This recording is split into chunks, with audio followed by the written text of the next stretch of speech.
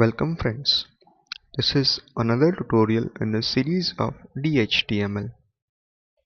Using DHTML we can also add dynamic content on the document. The document has so many methods that are useful to add dynamic content.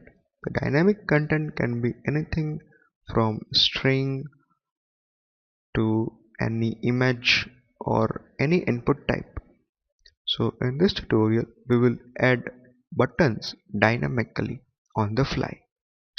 So let's dig into the code right now. So this is the R script. The main function is the add element function.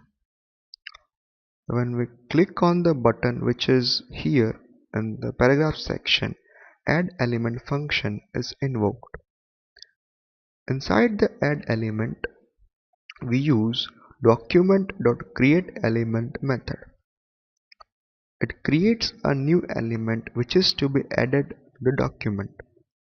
Then we use element.setAttribute to set the type of that input. Here the type is button. Then we set its name and then the value.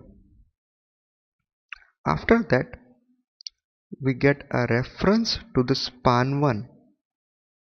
Then append the newly created element to the span1. We can create as many buttons as we wish.